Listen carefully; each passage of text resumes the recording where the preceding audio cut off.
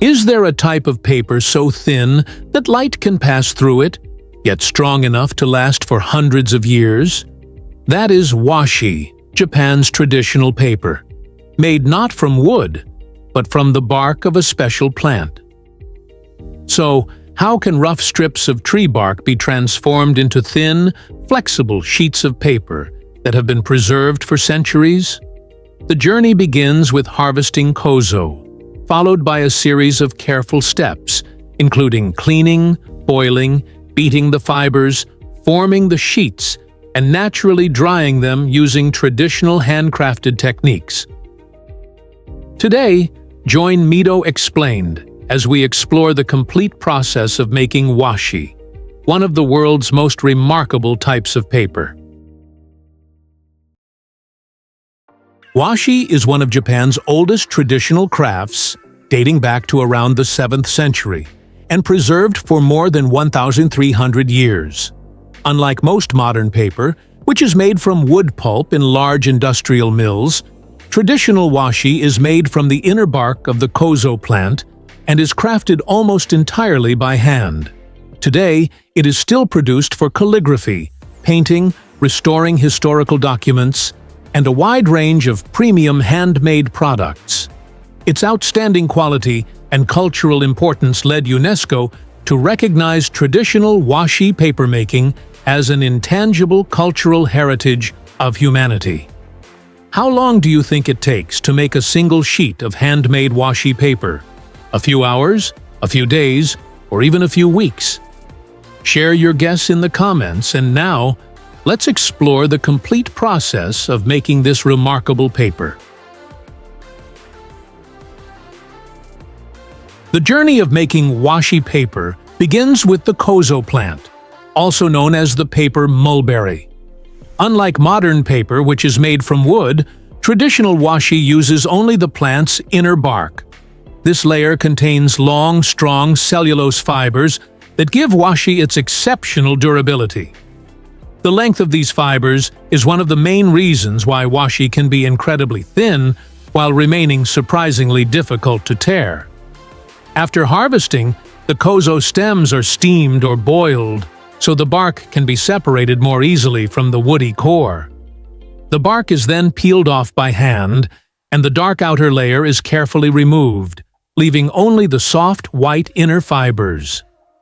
These fibers are the valuable raw material used to make washi paper. The fiber strips are then soaked and thoroughly washed in clean water to remove dirt, sap, and any remaining impurities, while also softening the fibers before the cooking stage. Although this step may seem simple, it plays a major role in determining the final color, cleanliness, and overall quality of the finished washi paper.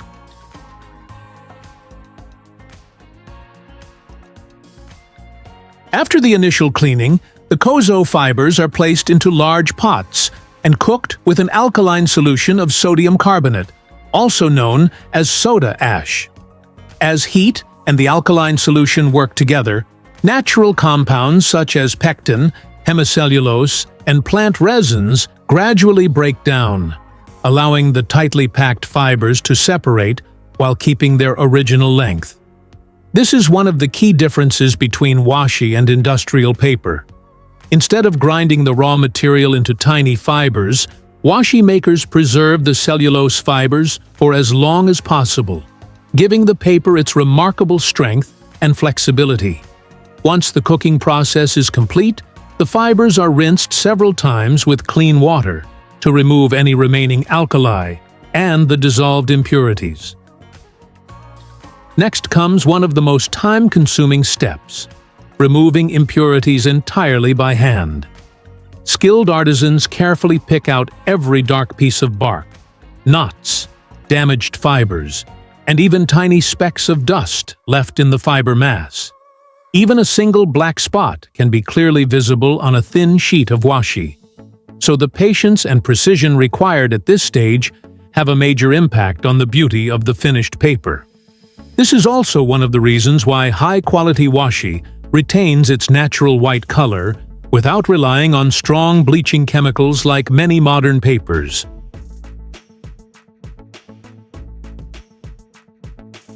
By this stage, the Kōzo fibers are clean enough to move on to the step that determines the structure of the finished paper. They are placed into a fiber beating machine, where the blades do not chop the material into tiny pieces. Instead, they gently separate the large bundles into finer fibers while preserving their natural length. The goal is not to create a smooth pulp like industrial paper, but to keep the cellulose fibers as long as possible. The loosened fibers are then transferred into a large vat filled with clean water. Next, the papermaker adds neri, a natural mucilage extracted from the roots of the Tororo aioi plant. At first glance, neri may seem like nothing more than a thickening agent, but it plays a vital role in the paper-making process.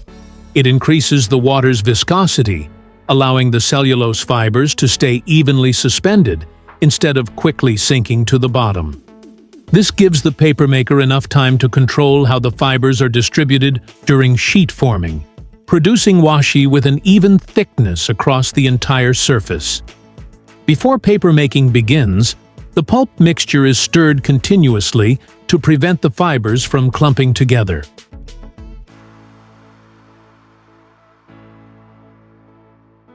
The fiber mixture is now ready for what is considered the heart of traditional washi papermaking: hand sheet forming using the nagashi-zuki technique.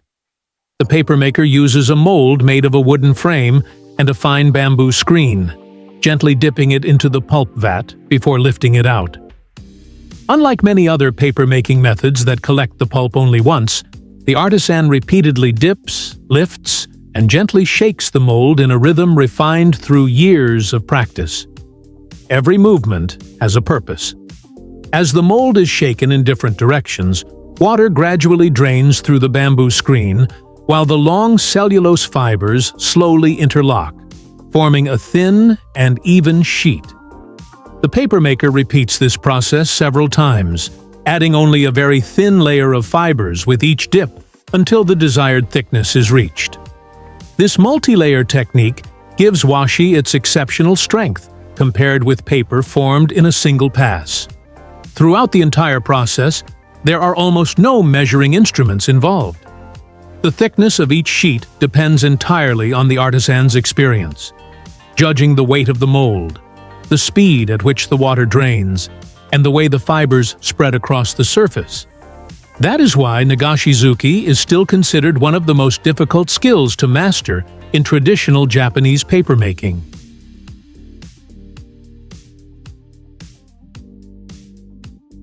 Once a sheet of washi has been formed, the process is still not complete. The papermaker carefully removes each wet sheet from the mold and stacks them one on top of another. Although each sheet is less than a millimeter thick and is still mostly water, they can be stacked directly without permanently sticking together because of the cellulose fiber structure and the thin layer of water remaining between the sheets. Next, the entire stack is placed into a press to remove most of the remaining water. The pressure is increased gradually to prevent the fibers from shifting or the delicate sheets from wrinkling or tearing. As more water is squeezed out, the cellulose fibers move closer together and begin forming countless natural hydrogen bonds, giving the paper its strength. After pressing, the papermaker carefully separates each damp sheet and brushes it onto a smooth wooden drying board using a soft brush. Brushing from the center toward the edges removes trapped air, smooths out wrinkles, and keeps the paper perfectly flat as it dries. Finally, the boards are placed in a well-ventilated area, allowing the water to evaporate naturally. Once completely dry, the washi becomes light, slightly translucent, and remarkably strong, completing the transformation of Kōzo bark into one of the world's most celebrated handmade papers.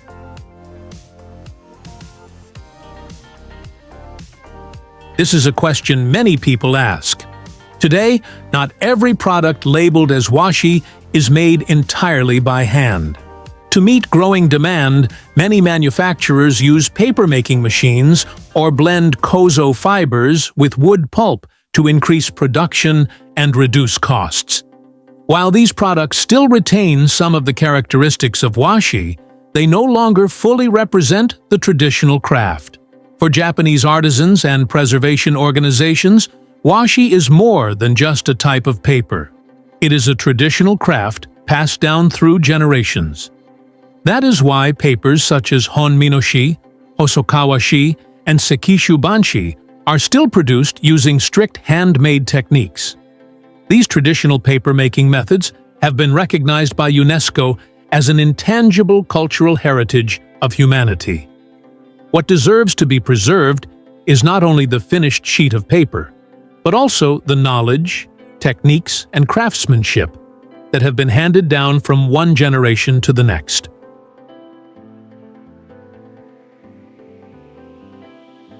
From the rough bark of the Kōzo plant to a thin sheet of paper held in your hands, the journey of washi is more than just the transformation of a raw material.